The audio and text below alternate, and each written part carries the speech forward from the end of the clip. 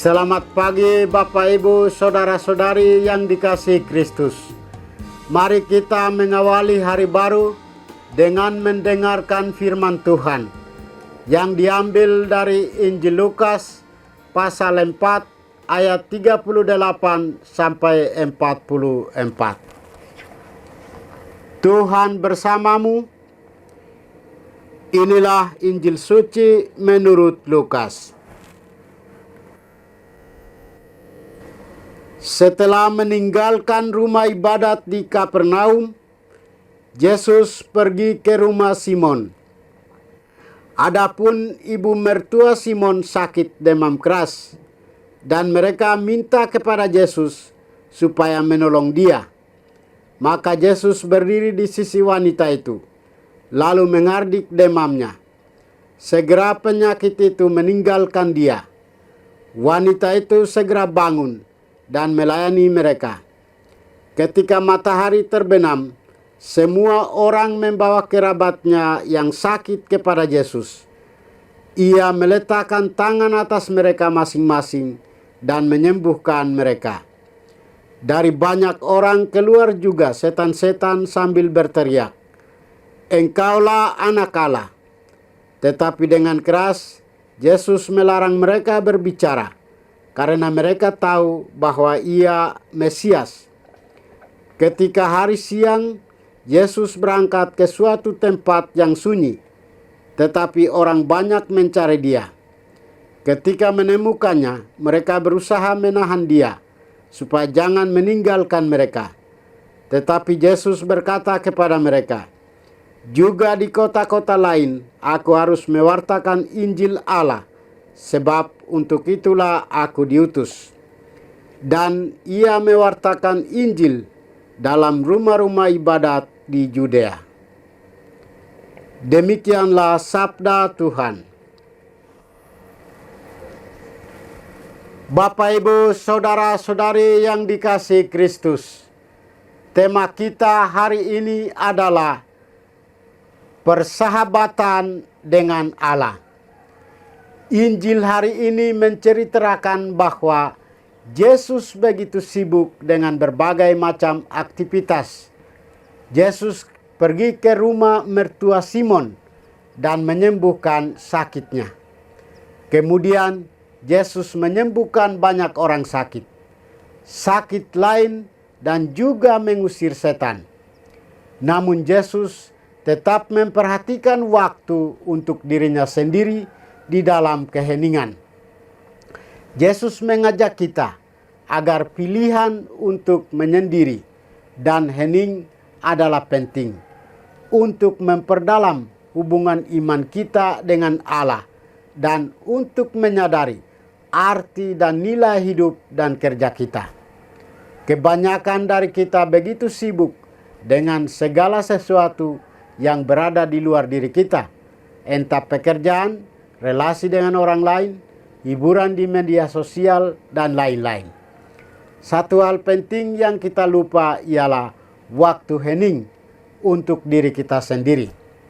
Itulah waktu untuk melihat seluruh aktivitas kita selama sehari, melihat segala macam berkat yang telah kita bagikan kepada orang-orang di sekitar kita, dan juga saat di mana kita masuk dalam keheningan doa bersama Tuhan, melihat perkembangan diri kita.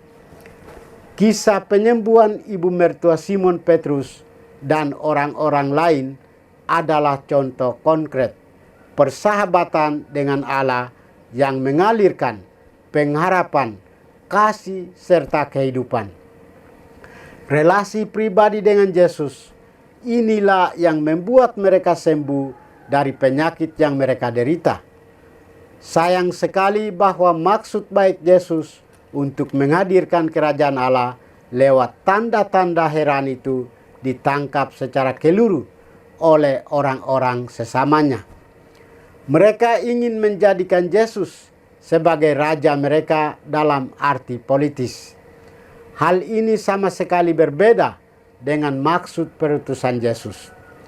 Kekuasaan bagi Yesus adalah untuk melayani.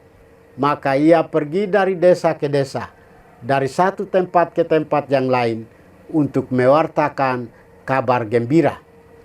Ke tempat-tempat itu juga sabda Tuhan harus diwartakan, supaya mereka memiliki kehidupan yang berkelimpahan. Saudara-saudari terkasih, bersahabat dengan Allah itu sulit-sulit gampang.